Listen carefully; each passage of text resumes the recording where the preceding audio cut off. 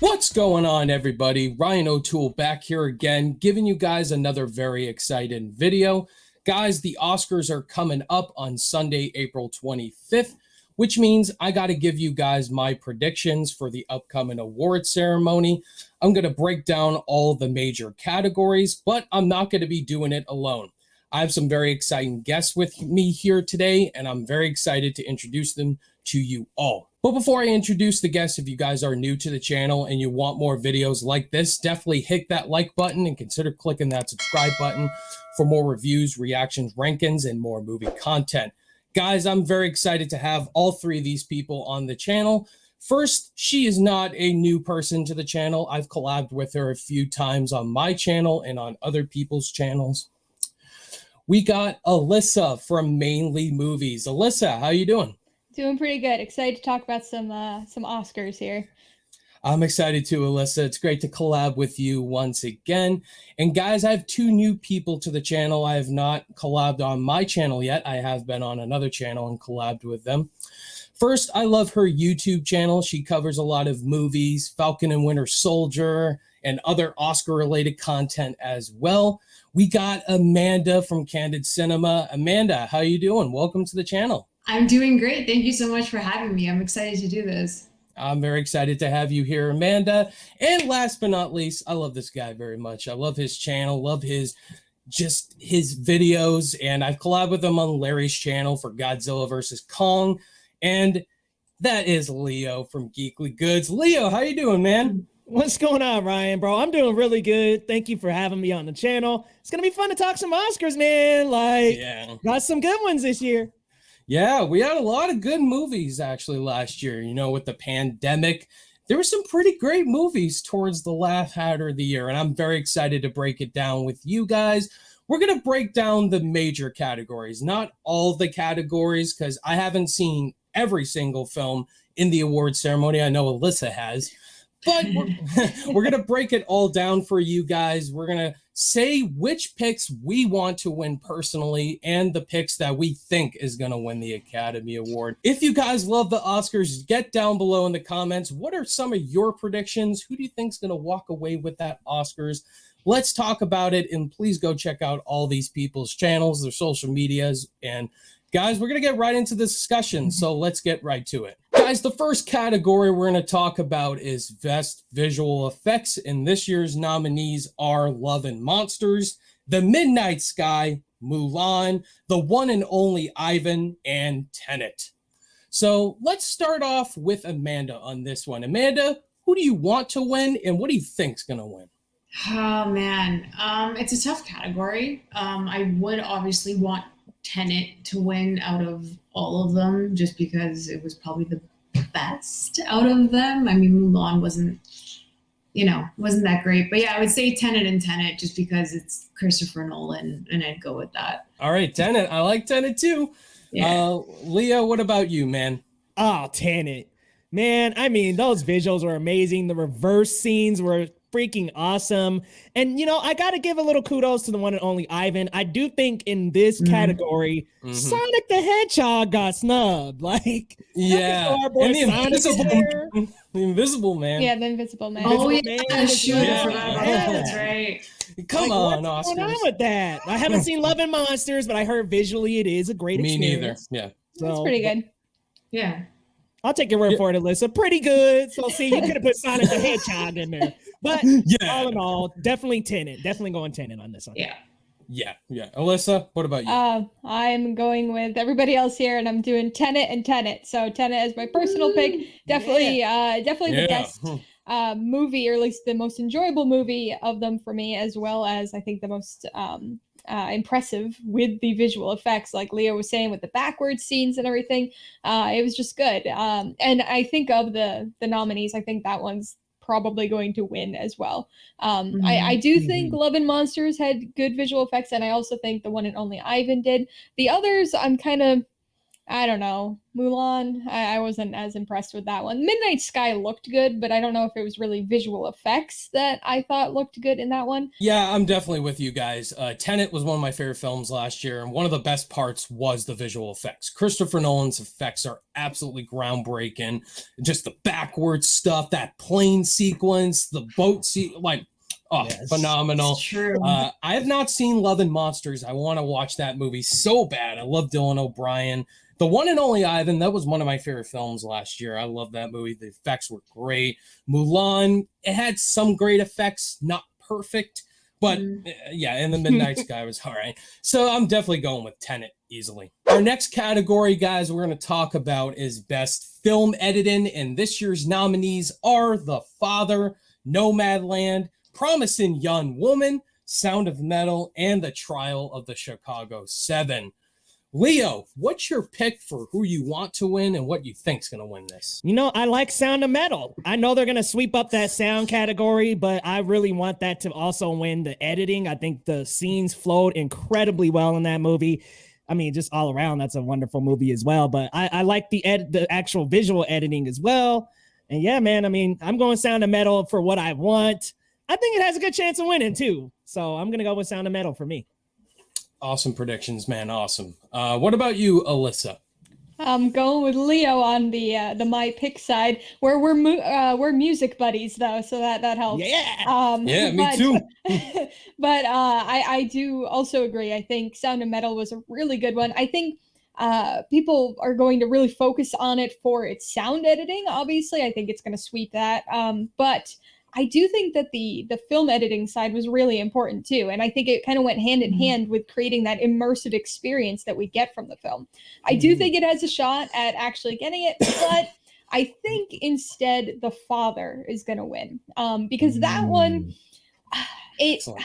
It's hard to explain or describe, but basically the fact that it's kind of intentionally disorienting because of the editing and not knowing what's going on, what time it is, anything that's happening. I think that is going to kind of put it over that. Plus, I don't think The Father is going to get any of the major awards. So it might be a bit of a kind of consolation Oscar here in this category. Yeah, for this one, it's very interesting because I watched The Father recently to prepare for this, and the editing in The Father is really great. I love how it's edited. A lot of the ones you guys mentioned too. Promising Young Woman, that has excellent editing as well. But for me, I also would agree Sound of Metal. That's the one I want to win. I'm a drummer. Just the way that Riz Ahmed was playing the drums, man, it is intense. It is glorifying the way it was edited. But I think they're going to give it to The Trial of the Chicago 7. Aaron Sorkin's, his dialogue sequences are excellently edited and just all these characters having long conversations in courtrooms. It's really well edited. But for me personally, Sound of Metal should win this one. But I think Trial will get the win. No, I echo what they were saying. I do think that Sound of Metal has a very good chance. That would be my pick. Again, sound mixing really important. It was just really good. Whenever it comes to instrumental pieces in films, I really do think you should go for the editing because it's really difficult to assemble that on screen and kind of have it seamlessly go into different shots. So I think it's really important for editing. But I do agree with the fact that Trial of Chicago 7 will most likely win, depending on what other categories they would be able to win. So I'm kind of going with Trial for editing. I don't know if they're going to get anything else. Maybe Screenplay, obviously, but we'll see what happens with that. But I do think that it's going to be Trial winning, and my pick would be Sound of Metal. Guys, let's move on to Best Production Design. And the nominees for that are The Father, Ma Rainey's Black Bottom, Mank, News of the World, and Tenet. Interesting nominees. I guess I'll start this one here. Production design, there's some good nominees this year. For me personally, what I think should win this category, you know what?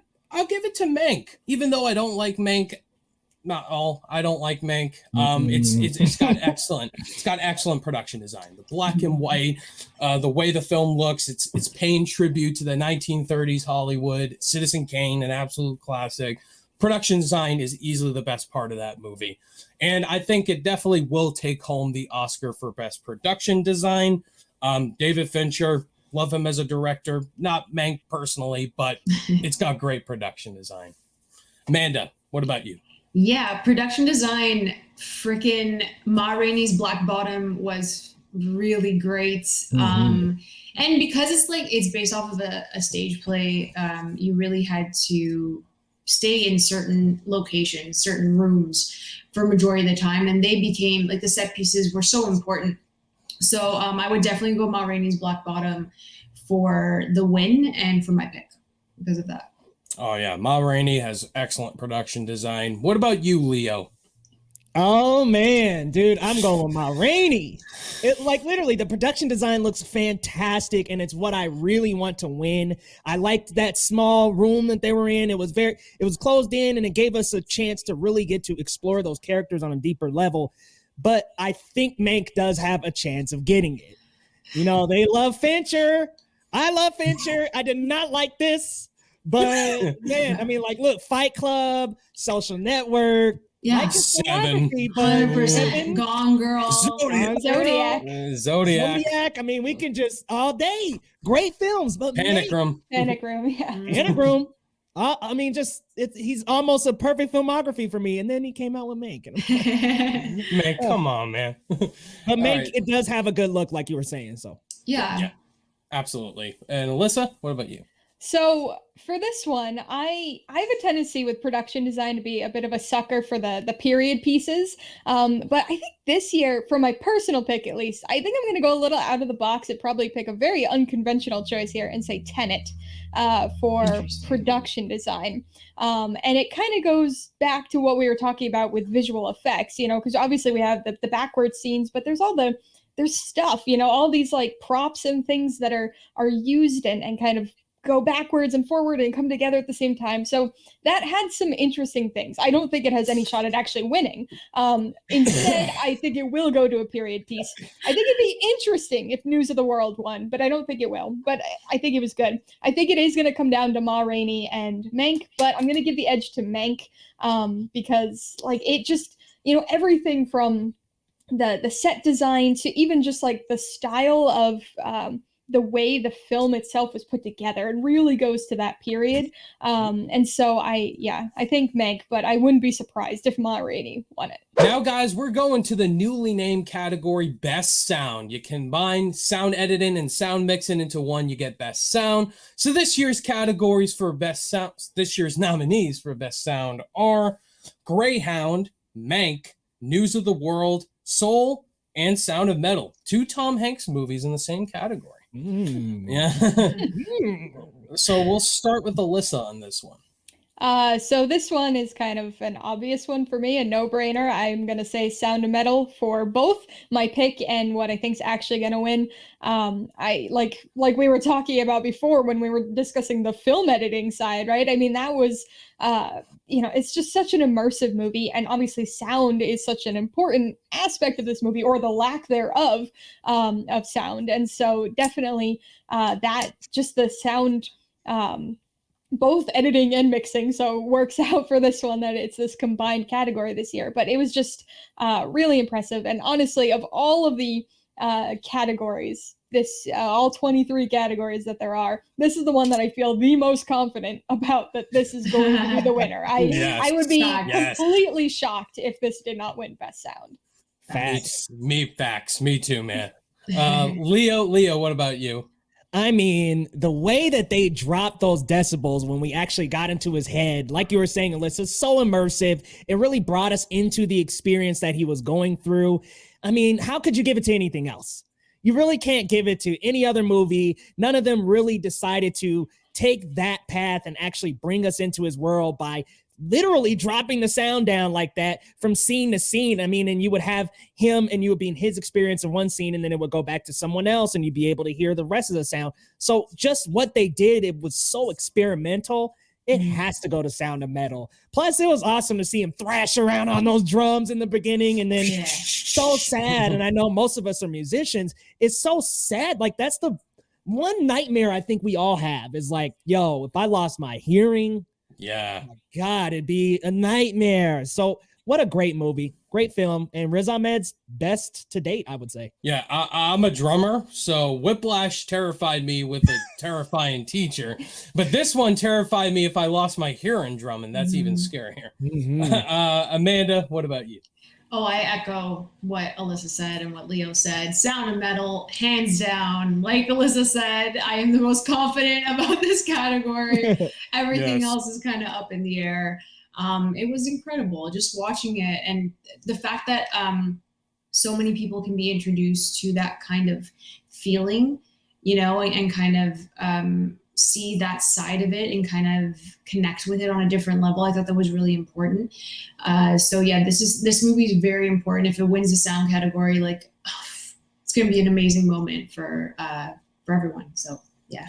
Absolutely. Couple snubs in here. Invisible Man, Tenet. I would love to see them get in here for sound. Yeah, Incredible. But Mank, really, Mank. Come on. I'm gonna echo you guys. Definitely. Sound of Metal should win, will win. Like you guys said, just the drumming from Riz Ahmed when the sound just goes completely off and he's deaf. Like you could just feel that in his character with Riz Ahmed. Incredible, just incredible sound. We're ready to go to Best Original Song, and the nominees this year are Fight for You from Judas and the Black Messiah, Hear My Voice from the Trial of the Chicago 7, Husavik from Eurovision Song Contest, Story of Fire Saga, Scene from The Life Ahead, and Speak Now from One Night in Miami. I'll start this one off. Personally, for me, what I think should win is Fight for You from Judas and the Black Messiah. Just a phenomenal song. I've listened to that song a lot. It's really great. It's really powerful. I love Judas. Like, that movie was so good seeing that at Sundance. And what I think will win is Speak Now. One Night in Miami, Leslie Odom, for sure.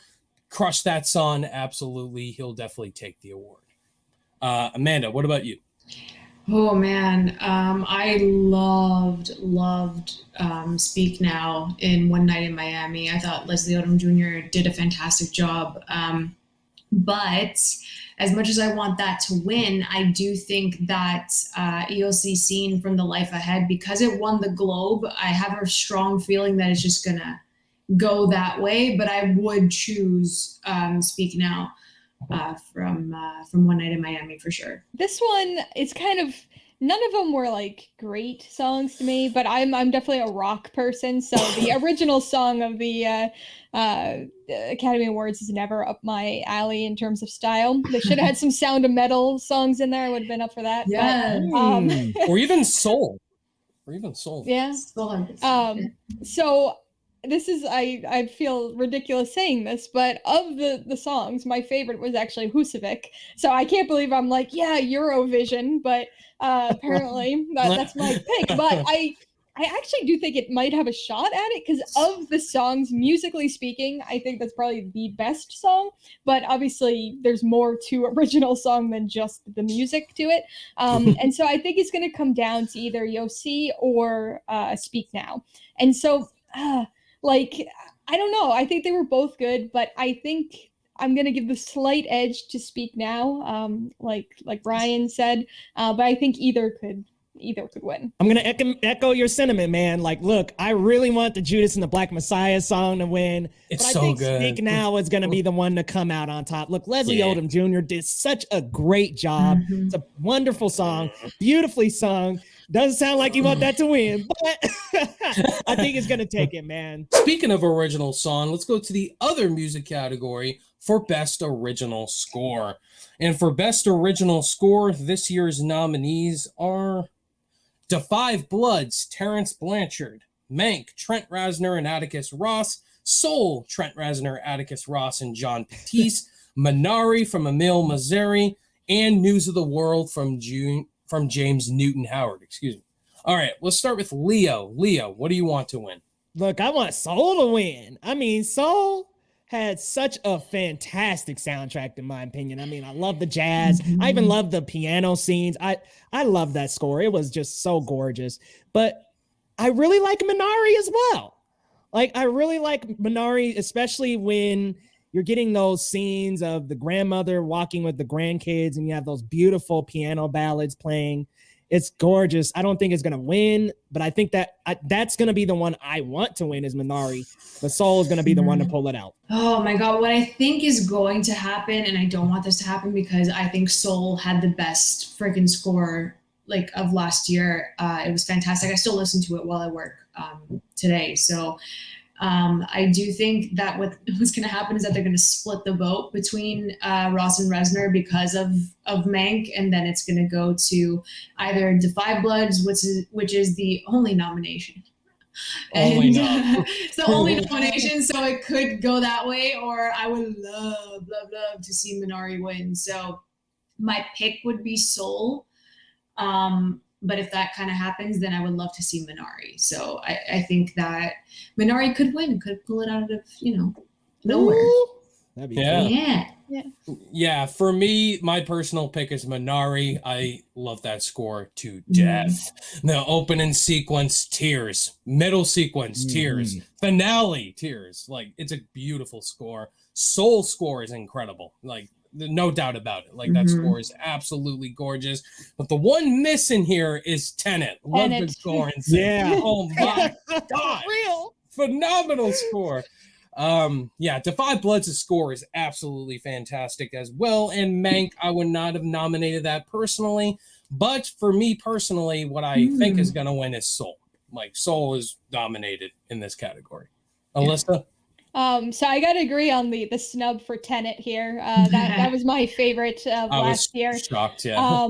But honestly, all of these scores are pretty decent. They all fit their movies very well. They're very representative of the type of film. So I mean, even News of the World, like we haven't really given much discussion of that one for this, but even that score was really good. It's a good score, yeah. But for me, I think my personal pick is gonna go to Soul.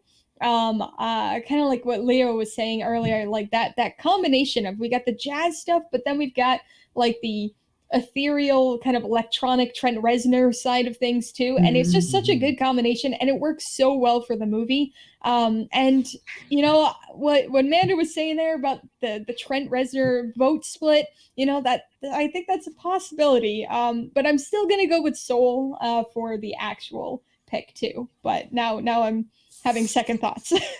Tenet, the scene where he's like climbing on the fire truck and that amazing techno was going, that was just trucks in place. Trucks in place. Phenomenal. Alrighty, guys, so let's go on to Best Cinematography, one of my favorite categories in all awards season. This is a really good category. For Best Cinematography, we have Judas and the Black Messiah, Mank, News of the World, Nomadland, and The Trial of the Chicago 7.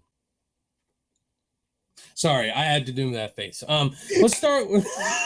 I absolutely adore Judas and the Black Messiah. I love that movie so much. Everything about that film was beautifully shot. Like, it was just beautifully shot. I really enjoyed what they did with it. There were so many beautiful frames. I can't. It was fantastic. It was so sleek, and there was such a distinct style. And I really enjoyed that. So that would be my pick for Judas and the Black Messiah. But we all know the Nomadland love, and I do think that what was done in Nomadland was stunning. You just sat there and you would like really just looked at the atmosphere. You looked at the environment.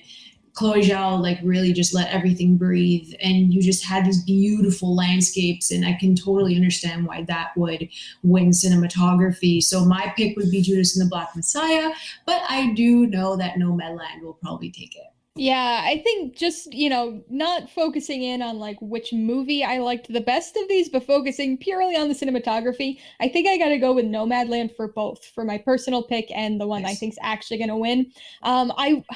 I feel bad that News of the World is like nominated for all these things, and it's not going to get any of them. But I think of all the categories it's nominated for, I think this might be the closest it will come, because the cinematography in News of the World was really fantastic too.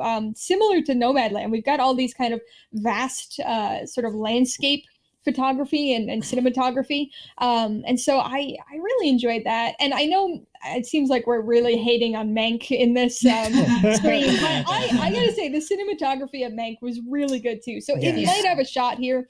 And kind of like what I was mentioning before with production design, it really emulated the cinematography of that time period. So I think it's going to be close between probably Mank and Nomadland for the actual, but I'm going to give it to Nomadland. Yeah, so I'll just start it off by saying it's probably going to go to Nomadland. I mean, you have these beautiful ultra-wide landscape shots, these wraparounds. You put Frances McDormand and her in the actual van with this huge, beautiful wide that you see the world around her with.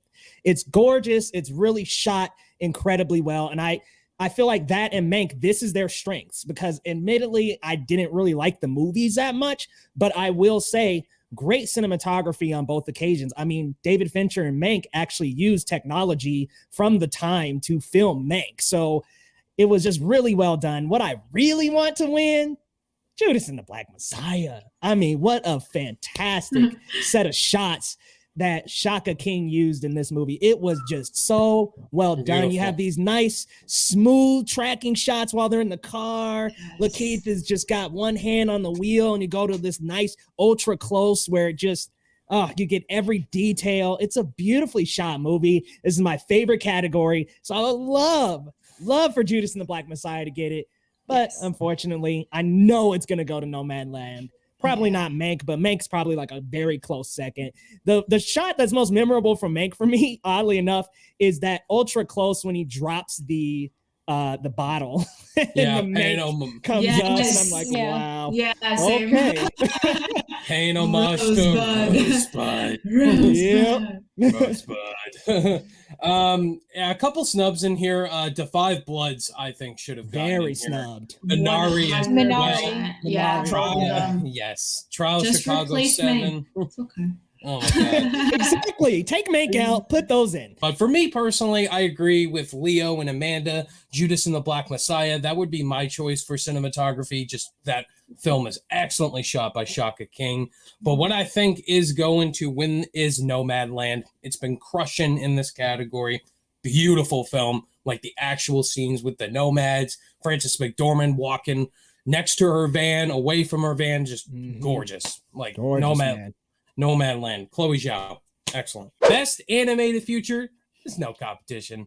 Let's just talk about this year's nominees, guys. We got Onward, Over the Moon, a Shaun the Sheep movie, Farmageddon, Soul, and Wolfwalkers. Yeah. Unanimously Shaun the Sheep, right? Totally Farmageddon. Have to talk about. Yeah, exactly. All right, Leo. All right, Leo. I got to hear your take on animated film, man. I mean, come on, Shaun the Sheep. What are we doing here, man? Over Sonic the Hedgehog. Like, I just don't know how Sonic got just snubbed out of this award season, and they actually went bankrupt. The animation studio went bankrupt making the movie, but that's a whole other conversation. I'm going with Soul for sure. Look, I love the look and feel of Wolfwalkers, and that would be a very close second for me. But there was just something about Soul transitioning through those different animation styles. You had the cool, like, wispy characters that had the 2D outline, and then you had, of course, him in the actual world, and then you had them in the Soul form. And I just thought it was such a beautiful transition between all of those animation styles. And I thought each one of them selectively were very immersive, very colorful, especially in the Soul world. And then you had the browns and the yellows in the actual world. I got to go with Soul. I thought it looked really great. Wolfwalker's very unique and very beautiful looking, but I'm going with Soul, and I think Soul's going to win it.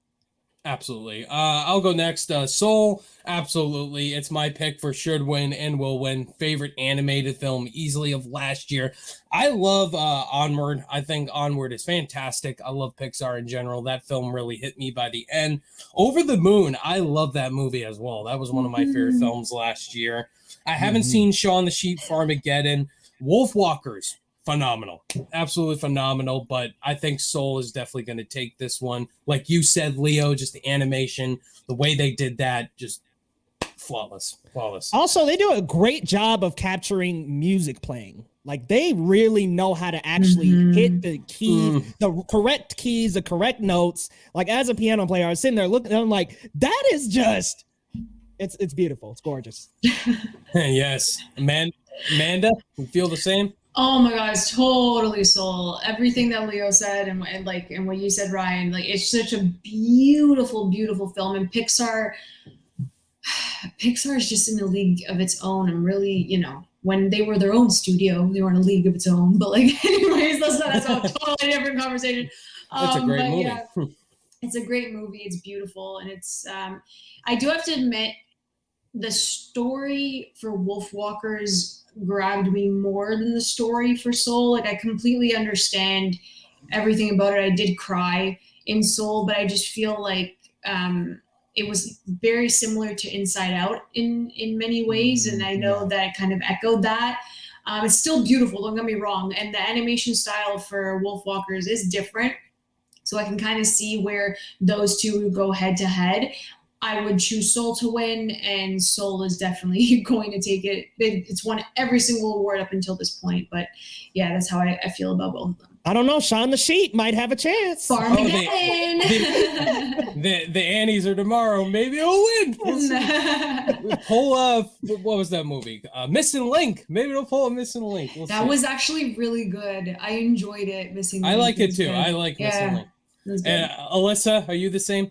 Yeah, no love for Farmageddon for me here. So I gotta be unanimous with you guys and go Soul and Soul. Yes. Soul, you know, I mean, it's Pixar, like you said, it's really tough to go wrong with them.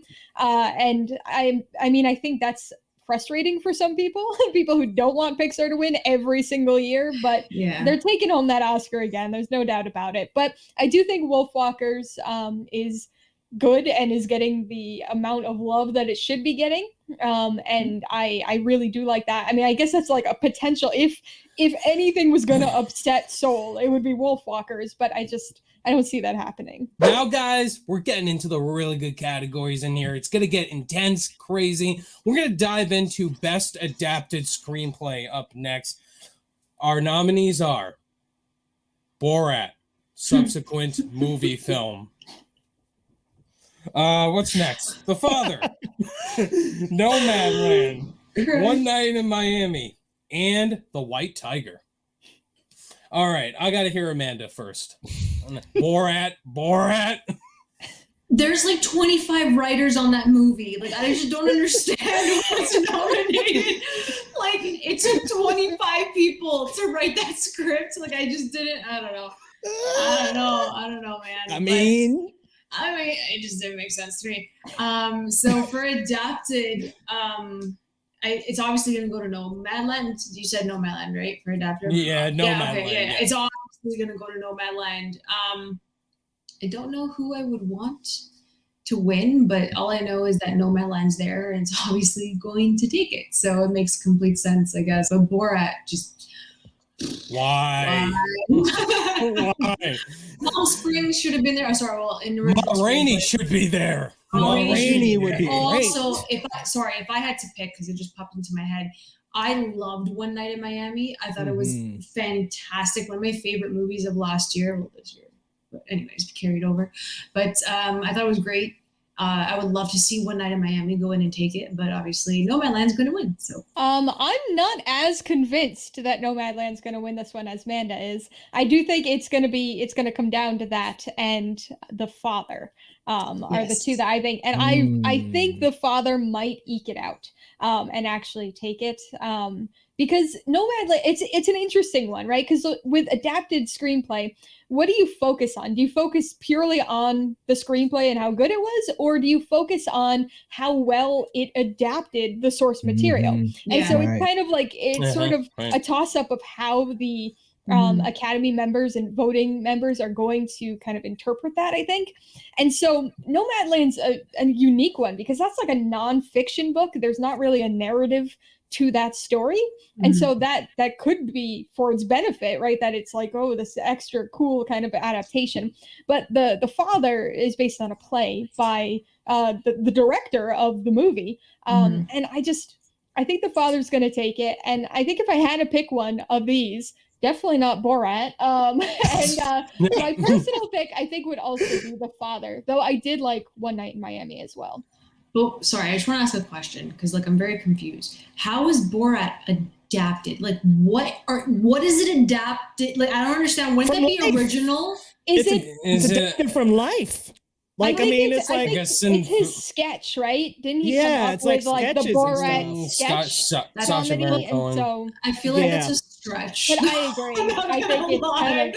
Is it a stretch? I don't know, y'all. No, I think it Alyssa, belongs. Alyssa just explained it so well. That's why I'm just like, I need to ask this question. No, I agree. Like, So- there's some weird like loophole. I think that got Borat in there. They just love Sasha. I think that's the reason. They love Sasha. It's great. It's crazy. For me, Borat should not even be in here. Ma Rainey should be in here for sure. That was one of the best screenplays of last year. I agree with Alyssa. After watching The Father, the screenplay is really good. The screenplay is excellent in The Father. For me personally, that's my pick for who should win, and I think it will win. I think The Father will pull away with the win because, like we mentioned earlier with The Father and editing, like it's got to win something. I think this is the one it could win. So a lot of bashing on Borat 2 tonight. Oh God! I love me some Borat 2. Take him out of the stream. No, Borat. You're just making assumptions now, like I'm going with Borat 2. I might be going with something else. I don't like Borat 2. No. Good Lord, I loved every second of that movie. But that's another discussion. I really want One Night in Miami to win because One Night in Miami was a very conversationally driven movie. I mean, let's be real. It's pretty much takes place in that hotel room. So it's like, okay, the setting is not as immersive as the actual conversations and them coming together and talking about what they're doing for the movement. Beautiful moments, I thought. Look, I love that screenplay. I really think One Night in Miami should win it. What do I think will win? I mean, I guess you guys, I haven't seen The Father, but you guys have really good sentiments about that. So it sounds like it has a good chance of winning, but I want One Night in Miami to win. And if they gave it to Borat, I wouldn't be upset. Alrighty, guys. So we talked about adapted screenplay. Now let's go to original screenplay. One of my favorites, like top 2. I love original screenplay category. And we got some excellent nominees for original screenplay. We got Judas and the Black Messiah, Minari, Promising Young Woman, Sound of Metal, and The Trial of the Chicago 7. That's a great 5 right there. Alyssa, I got to hear your take first. So, yeah, this is a stacked set of nominees for this category. Honestly, I really enjoyed all 5 of them. I thought they all had really good screenplays. So this was super tough for me to pick. But I can't, we've got Aaron Sorkin in the mix, and I can't not pick Aaron Sorkin for my personal pick. Like, I just love his writing. I love his dialogue, especially. So I got to go with Trial of Chicago 7 for my personal pick. But I loved Promising Young Woman. I loved Sound of Metal. Those would be like my other 2 that I really, really enjoyed that were super close on my personal pick. But for who I think's actually going to win, I think it could go any of the 5 ways, but I'm going to go with Minari here. And I don't know if that's kind of an unconventional choice or not, but I don't know. I wouldn't be surprised if any of the 5 won, but I'm going Minari. What about you, Leo? Do you have a bold pick? Borat 2? I like Alyssa. I agree with you. Every single movie in this category, I think, has such a strong chance of grasping the award. I mean, seriously, you've got such a great round of movies this time. I would love to see Judas and the Black Messiah snag it. I thought just those scenes, gosh, it was just so, honestly, it's so good to me that like every time I think about it, I just get like deer in headlights is just that good. Like I loved it. I mean, Fred Hampton and those lines. I am a revolutionary. Amazing, man. I mean, sent chills down the spine and just the various different quotes. This is Daniel Kaluuya's like best so far, in my opinion. He did such a great job as Fred Hampton, and the things that he said were still ring true today, which is scary, but man, it's just beautifully written, I think. But I would love it if Minari won. I would love it if Promising Young Woman won, if Sound of Metal won. Like, honestly, they're all so good. but I gotta go with Judas and the Black Messiah for my pick. Oh my God, this is such a tough category. Jesus, it's so hard. I absolutely love Promising Young Woman. I think it's a very, very important film. So many people should watch it and understand the contents of this freaking movie. That was great. I think Emerald Fennell won for writing for the Guild, I think. She won the WGA. Yes. So that's a big, big thing for her that she won that. So maybe she could take it. Again, like Alyssa said, Sorkin's there. There's no way in hell that you're just not going to appreciate Sorkin that way. But my heart lies with Judas and the Black Messiah. The dialogue is just absolutely incredible. And then the story is like just so intricate because there's a mole involved, and I love those stories. It reminded me a lot of The Departed. Everything was just placed perfectly. But here's the thing. Now we're going to get technical. So if Aaron Sorkin is not going to win Best Director or Best Picture with Trial, then he will win for Screenplay, because you've seen this happen multiple times. And if Judas and the Black Messiah has no chance at Best Picture, then maybe they will give it to Screenplay. So that's kind of where I'm like going around with it. Promising Young Woman, I don't think has a shot for Best Picture. I'm going into other categories anyways, but it kind of like works out that way. But anyways, Judas and the Black Messiah would be my pick, but I know that it's going to go to Promising Young Woman. This is one of the toughest categories to predict. Yeah. Shout out to Sound of Metal. That was an excellent screenplay as well. My personal pick, it's battling between Judas and Minari for me. I might give the slight edge to Minari, just a tad bit. Minari is an excellent screenplay. I just loved how they dived into this Korean family moving to America, trying to live the American dream, Golden Globes. It's excellent. Judas has an excellent screenplay, like you guys mentioned. But it's Sorkin. I think they'll give it to Sorkin. If Trial was to win something, I think it'll win for original screenplay. All right, guys, now we're getting into the actor categories here. We're going to start with Best Supporting Actress. And our nominees are Maria Bakalova for Borat, subsequent movie film. Glenn Close for Hillbilly Elegy. Olivia Colman for The Father. Amanda Seyfried for Mank. And Yoon Jung-yoon for Minari. All right, Leo, I already know what you're going with. Oh, no, I'm not going Maria Bakalova. I definitely, Yoo Ya-jung, I loved her performance in Minari. I mean, she's amazing as the grandmother. She's funny. Her and David have great energy and great chemistry together. She brings another generation into the family, because you've got you've kind of got the parents who are like, have been grown up in Korea, but still do have the American cultures and values once they move there. But you've got the grandmother who is completely immersed in the Korean values that she comes from. And just the culture clash between her and David is so entertaining. But the fact that she is the one that planted the Minari farm, which is what they needed all along, was just such a beautiful message in the movie to me. But she is a fantastic actress. I cannot wait for her to get that award, y'all, because I think it's going to her. Okay, so for supporting actress, if it were up to me, I would not have nominated Maria Bakalova. I mean, I didn't love her performance, if I'm being honest. She was fine, but saying she was phenomenal, I'm not in that ballpark. I would nominate Ellen Bernstein for Pieces of a Woman. Oh that to me was a snub. She was phenomenal in Pieces of a Woman. Yeah, Glenn Close, she was great in Hillbilly Elegy. It's Glenn Close. Olivia Colman, too, for The Father. But for me, it's easily Yoo Jung-yoon. Minari, like Leo mentioned, she's so sweet. She's so great in this movie as the grandma. Her scenes with Alan Kim are some of the highlights of that movie, and emotional at the end. So if it does not go to Yoo Jung-yoon, I will flip on Twitter. Alyssa, what about you?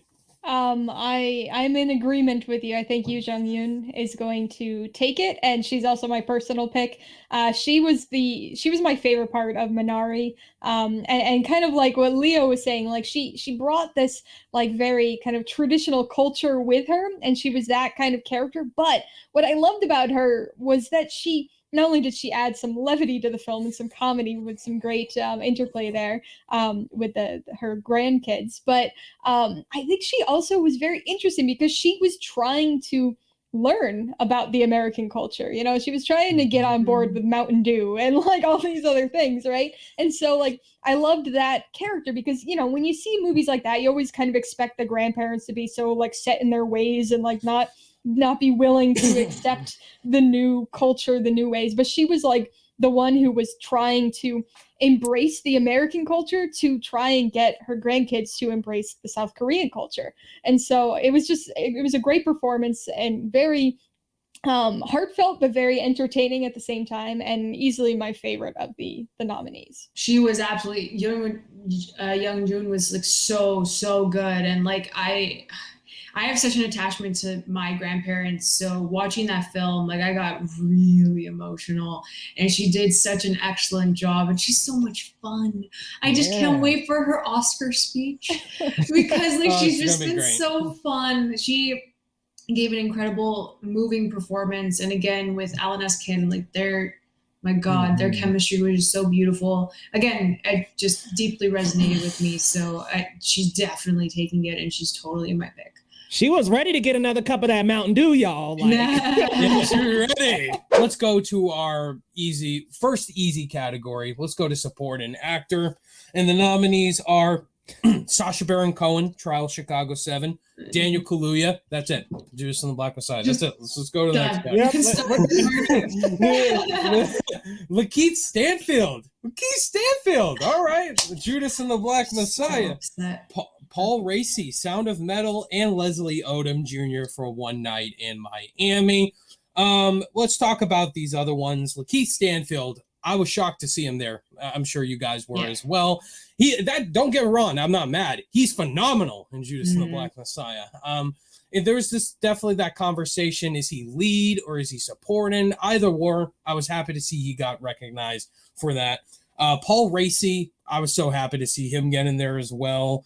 Leslie Odom's great as well. Sacha Baron Cohen, he's good. I would say my personal favorite was Yahya Abdul-Mateen in Trial of Chicago 7. He was great. But it's Daniel Kaluuya. What else needs to be said, guys? This is one of the best performances of last year, or this year, technically. It's like you said, Leo, it's his best performance. Like, nothing's going to beat him. He's won everything. So, no competition. Leo? Look, I love Daniel Kaluuya in that movie. I mean, just what a way to transform and just become a revolutionary overnight. Like, he put all of his soul into that performance, and you could feel it in him. You could feel the drive and passion in that performance. I mean, it was deep, buried deep down in his soul. This man did such an incredible job. I agree with you with Lakeith Stanfield. I'm like, what the hell? Like, okay, so who's the lead actor here? Jesse Plemons? What are we doing?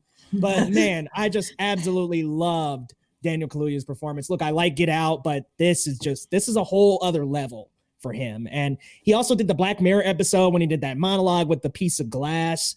But I mean, this was just entirely different. It was beautifully done. Amazing. Kaluuya. No. Literally, he blew me away. His very first moment on screen, the first 5 minutes that you see him, I was just like, that's it. I was like, that's what it is. And then his whole I am a revolutionary speech, I'm like, that's his Oscar reel right there. It's just so incredibly moving, so powerful. You hung on his every word. It was just brilliant, absolutely incredible work from him. I adore him, and it's a clean sweep. Lock it up. It's done. Everybody go home. It's Kaluuya. I'm on board with you guys with who I think is going to actually win. I think it's going to be Kaluuya, for sure. And this category is one that's very. It's kind of like how with like adapted screenplay, right? Like how do they choose, right? What is the I don't know, like so many, like looking at these nominees, right? of the 5, 4 of them were from ensemble movies, where how was the distinction of who was supporting, who's leading? So I mean, from that standpoint, right, Paul Raci should be the one that would get it, because he's the only one that's clearly a supporting actor. But I don't know, same kind of thing with like especially with having 2 Judas and the Black Messiah nominees here. Like I don't know, I find it hard to kind of go with one of them for my personal pick, just because like they're co-leads, you know, and so it's like, why do they get supporting? True. And You're right. and same even with One Night in Miami. I don't understand why Leslie Odom Jr. gets this, but I mean we had 4 main characters, and so 4 co-leads, and so it's kind of hard. But even Trial of Chicago 7. So I mean, like, but that one, it seemed like there were some very obviously kind of background characters of the 7, and then like you know, leads, and then sort of supporting. So that, you know, I'm going Sacha Baron Cohen here for my personal pick, but I don't think he has any real shot at it. Obviously, it's going to be Kaluuya, but it's just one of those categories that's just frustrating from kind of the technical side, or kind of the logistical side of like how they made the distinction and the determination of who was going to be in the supporting category in the first place. So let's go to Best Actress now. This is probably the toughest. This is the toughest, easily. So let's go to Best Actress, guys. We got Viola Davis for Ma Rainey's Black Bottom, Andra Day for the United States versus Billie Holiday, Vanessa Kirby, Pieces of a Woman, Frances McDormand for Nomadland, and Carey Mulligan for Promising Young Woman. Let's start with Amanda here. Oh, thanks.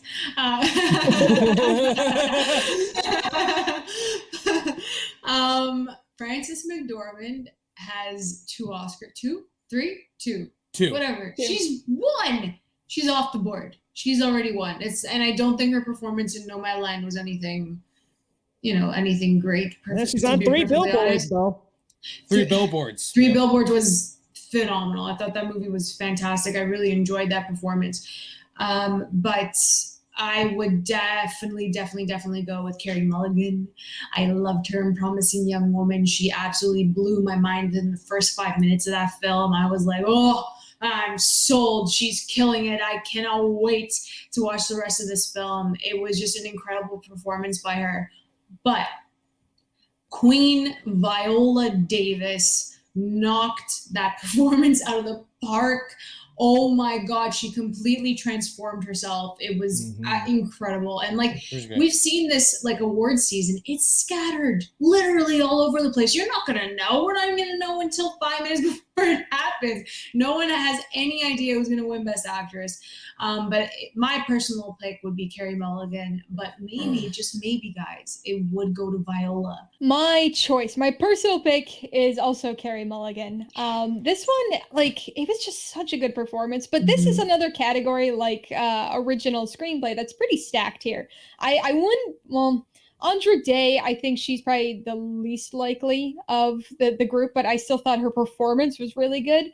But the others, like, I could see any of them, especially at the 4, but even any of the 5 get it.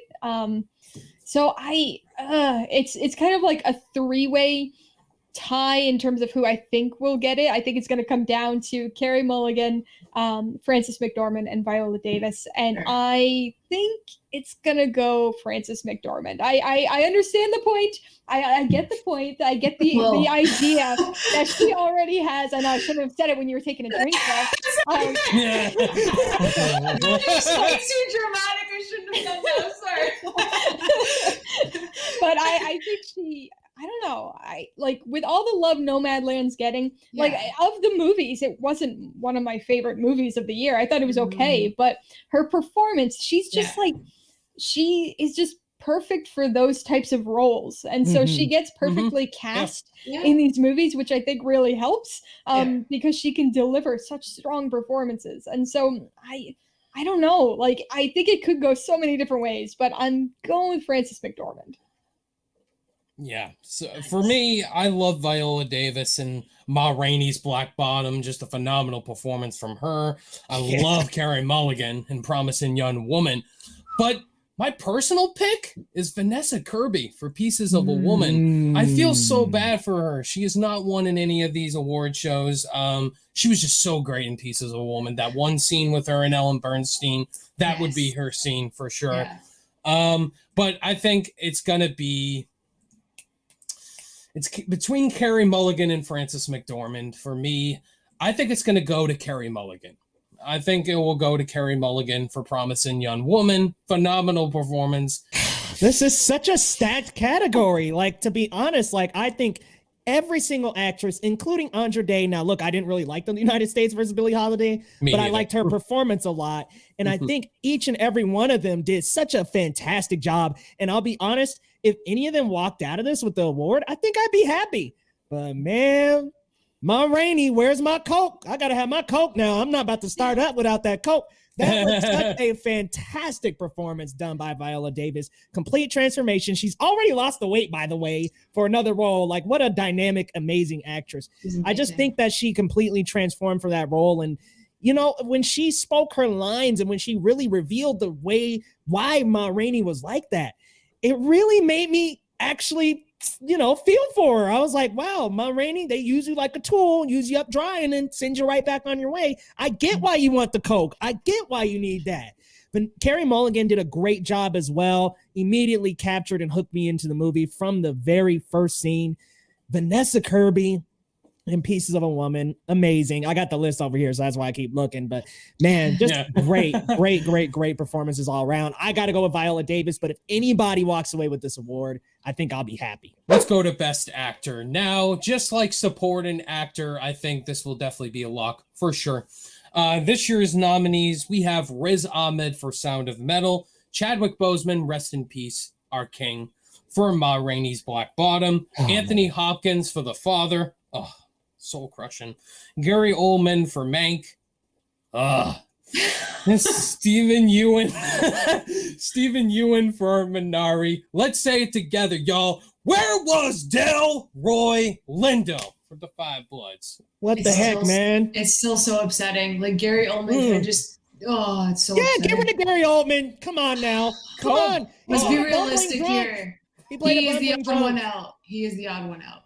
That's it. Yeah. Period. Yeah, if he was in here, if Delroy Lindo was in here, I would give it to him. He was my favorite lead actor performance of last year.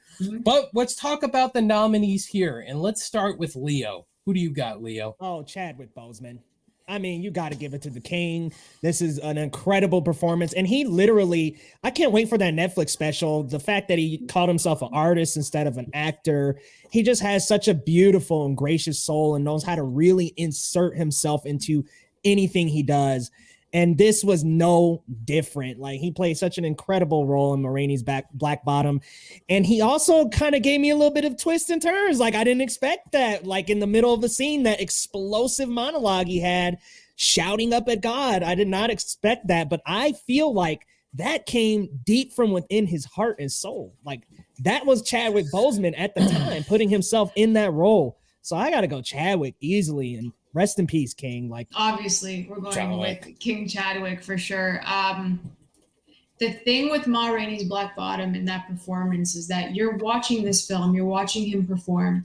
So he had such powerful monologues, just incredible delivery on everything. He hit every single beat. But me, I cry over everything, to be perfectly honest. But he moved me to tears through his monologues.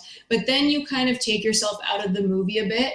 Then you're like, Chadwick is so freaking amazing that I actually started crying because of him being that fantastic. And then we lost him on top of how amazing his performance was. So it was just it was a very tough experience to watch that and have all those emotions swirling around, but he does deserve it. I think he's going to win, and he's definitely my pick 100%. Yeah, I think he's definitely going to win. That was an excellent performance. And then obviously on top of it, the fact that this is going to be a posthumous award, there's Nobody else is getting this one. For my personal pick, like, honestly, like, I loved Riz Ahmed's performance. Like, I feel kind of bad going off the Chadwick Boseman conversation here. But my personal pick would be Riz Ahmed, but I definitely think Chadwick Boseman's going to be getting this one. Yes, absolutely.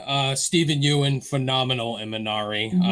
Phenomenal. Anthony Hopkins is soul crushing in The Father. That's possibly the best performance I've seen Anthony Hopkins give. No joke. Silence of the Lambs. I love Silence of the Lambs, but soul crushing. And like you said, Alyssa, Riz Ahmed is phenomenal in Sound of Metal. Definitely his career best. But Chadwick broke our hearts. Just what a way to go out. Just a phenomenal, devastating performance. You're watching a man get broken with emotions in this movie. He's a very flawed character, and you just feel Boseman's emotional performance. Like you guys said, the posthumous Oscar for sure. Last time was Heath Ledger. Like, if you talk about devastating actor deaths, Heath Ledger and Chadwick Boseman, just soul crushing. Let's go to our last two categories. Best Director, we'll do with that one first. I think this will be easy. Lock, for sure.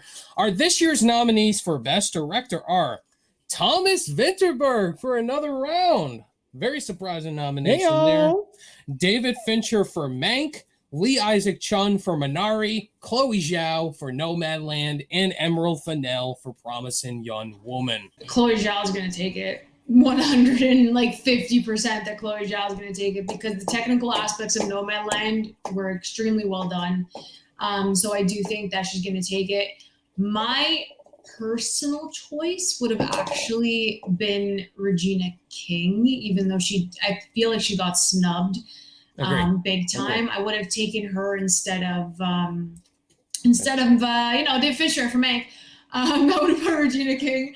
I really loved One Night in Miami and what she did with it. I thought, taking that kind of stage play and then making it that interesting and dialogue heavy and still just, you're in a room, one single room the entire movie. And she just made me like want to watch these guys and just incredible work from her. So my pick would be Regina King, and she's not nominated, so snub, fam. It's a snub.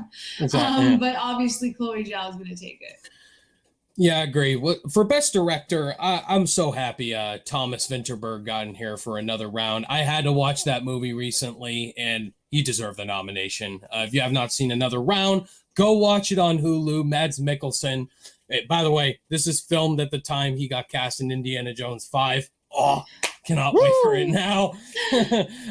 Yeah, so looking at these other nominees, I totally agree, Amanda. Regina King was snubbed for One Night in Miami. Phenomenal direction from her. I would take David Fincher out for Mank for sure. Lee Isaac Chung, great direction from him. And Emerald Fennell, phenomenal. Great to see two women in here. But I agree, it's going to be Chloe Zhao. She's dominated in all the awards, so nothing stopping her now. I agree. I think Chloe Zhao is going to be taking this one. It's going to be another great kind of historic Oscar win here after we had some other big historic ones last year. My personal pick, I think I'd actually go with Emerald Fennell for Promising Young Woman. I don't know. I don't think she's going to, I mean, she could potentially get it. I mean, I think she's not completely out of the running here. I think it's going to be either her, Chloe Zhao, or for Minari too. I think the three of those have a shot, but Chloe Zhao is definitely going to be taking it. Yep. What about you, Leo? I mean, it's going to Chloe Zhao. She's been sweeping all the award shows. She's been cleaning up house. And I mean, it is well-deserved, but guess what? My director also got snubbed. My favorite director of the year was Spike Lee for The Five Bloods, who is long overdue for a Best Director win. I mean, seriously. Black Klansman. Black Klansman, yep. He won Screenplay. I cannot believe they didn't give him director as well. So mad about that. So mad. But that's another conversation. Black Klansman won Best Picture that year. I don't care what John David Washington. Yeah, damn right. We could be here all day with those, but anyways. Yeah, but I mean, The Five Bloods got just chopped all out of this award season. I loved his direction, what he did with the changing picture and how he had the different aspect ratios when they were going back in time, but still had the same actors. I loved that. I just loved what he did with that film, and I would have loved to see him win. Man, I wish he would have got on here, but I know it's going to Chloe Zhao, which well-deserved. Nomadland is well-directed. Guys, we made it to the King of the Hill. We're talking Best Picture now. We got 8 nominees. Why 10? Can we make it 10? Come on, Academy. It drives me up the wall. It literally drives me up the wall. Yeah, every year it's 8 or 9. Come on, Academy. So our 8 nominees for Best Picture are The Father, Judas and the Black Messiah, Mank, Minari, Nomadland, Promising Young Woman, Sound of Metal, Trial of the Chicago 7. Where is Soul? Where is One Night in Miami? Where's Ma Rainey? The 5 No, Words. stop. Where's Borat?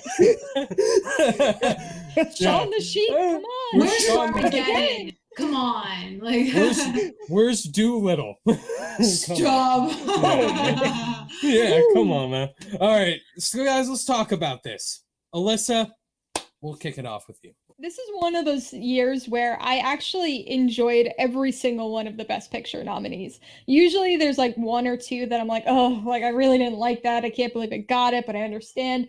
But this year I liked all of them. And so it's really hard for me to pick a favorite or like my pick because I enjoyed them all. And so for me, I guess I just have to go with the one that I liked the best. But I mean, even that's kind of like, how do you pick? But I gotta go for my personal pick, The Trial of the Chicago 7. And like, I realize that's kind of not a popular pick at this point, but I don't know. That was the one that when I was watching it, like it just, I don't know. I love courtroom dramas. I love period pieces. I love movies set in that era. And so I think that, just kind of I'm predispositioned to liking those types of things and those types of movies. But I mean, God, I love Sound of Metal, Promising Young Woman, Minari, The Father. These were all like really great movies. So I'm going with that. And for Best Picture, I think it's going to come down to 2. I think it's going to be Nomadland or Minari. And I'm going to give the edge to Minari. I think Minari's going to take it. Maybe. I don't know. I would be okay with any of them. So. Honestly, they're all good. So like this is one of those years that no matter who wins, like I'm going to be okay with it because I genuinely liked all 8 of the nominees. For me, I want Minari to win. That was my favorite movie last year. So sweet, so emotional.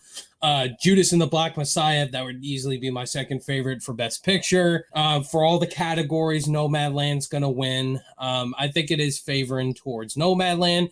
I would love if Minari won Best Picture. That's all I'm saying. Amanda? I totally agree that it's going to be between Minari and Nomadland. I also would like to give the edge to Minari just because it's in the right category this time. Minari didn't have to go head-to-head with Nomadland before, so you know what I mean? It's in the right category, so could give it a run for its money. We don't know, because as a whole, I don't think Nomadland's strong enough for a Best Picture win, to be perfectly honest. My personal favorite, because it blew my mind, it was Judas and the Black Messiah. I thought that movie was absolutely fantastic, near perfect. I loved every second of it. So my personal pick would be Judas and the Black Messiah, but it is definitely between Minari and Nomadland. Yeah, I am a revolutionary. What about you, Leo? Oh, good. Oh my God. First of all, let's kick Mank out. Throw in the 5 Bloods and One Night in Miami. Yes. Come on, man. But, I'll go on record and say that I'm the only one that I think that liked Mank. I didn't love it, but I liked Mank. Which is I fair. mean, about an hour in, I was nodding over, guys, and there's about 10 to 15 minutes in the middle there that I did fall asleep, to be honest. 30 minutes in. Come on, Fincher. Just curious, what do you guys think of Citizen Kane? Are you enthralled by that one, or do you feel the same when you watch Citizen yes. Kane? It took me a while, but no, I'm not super like, oh my God, I'm watching Citizen Kane tonight. Citizen Kane. The reason why I can't deal with Citizen Kane is because in film school I had to watch it 4 times. 4 times Damn. on 4 separate occasions. So I have watched personal... this with so many different classes too. Yeah, exactly. It's like over and over. But it's one like... that actually grew on me as a result, though, because like I didn't like it the first like 5 times I watched it, and then it got better and better. And I know it's still not one that I like love. You know, I appreciate it more than I like it, but so I think that's probably how I feel about Mank as well. Yeah, I have the opposite effect. I'm sorry, but like I have a personal like I don't know what the hell it is against freaking Citizen Kane, but I just cannot do it. But I respect that it did the opposite for you. Yeah, I mean it was like just I had to watch The Great Train Robbery, then that back to back, and I was like, damn, man, this is a lot. I watched Citizen Kane for the first time last year. It took a while for me to get interested in it, and I'm like, okay, it's good, but not the greatest movie ever made. Yeah. But it's good. I would say that. What they did technically at the time is worth the praise, but I'm just kind of like, okay. I think that's what. Yeah, I totally agree, and like. You have to put yourself in that mindset, I guess, in order to appreciate it. But the worst thing about the whole Citizen Kane situation is that Family Guy and The Simpsons both ruined it for everyone because it is the damn sled. Spoilers. Family Guy, man. They spoil lots of movies. Deep cut. Yeah. My personal choice in this is definitely Judas and the Black Messiah. I really am hoping for that to win. I mean, just all around cinematography, score, the acting from everybody in that movie was fantastic. Dominic Fishback, would have liked to see her get a little love, but she did a fantastic job, I thought, in this movie. Judas and the Black Messiah was one of those films. I watched it 3 times already, and I just get chills every time watching that movie. But I think it is, like you guys have said, between Nomadland and Minari, and if I had to choose between those two, please, Minari. Come on, man. Lee Isaac Chung, you deserve this. Like, come on. Let's go with Minari. I would love for that to snag it. Best picture consensus from us. Wow. Woo. Yeah, we're on the same page. Minari. So guys, that was our discussion. That was our predictions for this year's Oscar ceremony, what we personally want to win and what we think is going to win on Oscar night. This was an absolute blast. Let us know in the comment section if you 1,000,000% disagree with us, if we missed something. Let's have a great, politeful chat in the comments. My guests, guys, thank you so much for joining me. This was an absolute blast. Great to collab with you guys on my channel, Talk Oscars. And before we do close out the video, of course, we'll have you guys shout out your social media pages, starting with Amanda. Where can the people find you? What do you have coming out on your channel? Lay it all down here. Yeah, well, thank you so much for having me. This is so much fun. You guys can always find me over at AMX NDA Reviews on Twitter, Instagram, and Letterboxd. You can check me out over at my YouTube channel, Candid Cinema, and my website, candidxcinema.com. I also am going to do a ranking video of the Best Picture winners, maybe some reviews leading up to Oscar night, and I'm going to be doing my picks as well. So yeah, looking forward to it. Awesome. Well, thank you, Amanda, for joining the channel, giving us your predictions, talking Oscars. It was an absolute blast to have you. Next, let's go to Alyssa. Alyssa, where can the people find you? What do you have coming out on the channel, etc.? Yeah, so you can find me at Mainely Movies on pretty much every social media. So YouTube, Twitter, Instagram, Facebook, all those places. My channel, I also have some Oscar content coming out in the time leading up to the Oscars here. So I'm doing my rankings of the shorts categories. So I already have documentary shorts out. Animated shorts and live action shorts are coming. They might be out by the time this video is up. And I'm also going to be doing my picks for all 23 of the categories. So throwing in a couple more from what we did here tonight. And so lots of Oscar stuff, and then beyond more other non-Oscar content. Awesome. I can't wait to check it out, Alyssa. Great to have you on the channel once again, Alyssa. And last but not least, we got Mr. Leo. Thank you for coming on the channel, man. What do you have coming out on the channel? Where can the people find you at? First of all, thank you so much for having me on this, Ryan. It has been a blast collaborating with you and all these great creators on the stream. Guys, come on over to youtube.com/Geekly Goods. We got all the good and geek coming up. There's going to be a review for Invincible. I've also got a reaction for the Falcon and the Winter Soldier coming up with Amanda here. Oh, yeah. And I will have some Best Picture nominee rankings right after I see The Father. And Fast and Furious is on the way, y'all. So y'all know a ranking for the Fast franchise is definitely coming up. Stay tuned for that. YouTube.com/Geekly Goods. That's where you can find me. See you there. Yeah, so many great content. I can't wait to check all your guys' content out, guys. Please go check out their channels, their social medias, follow them, subscribe to them. They're all in the description below. Guys, thank you so much for watching. All my social media links are also in the description below. Click the like and subscribe button on your way out. And guys, I'll see you in the next video. Bye!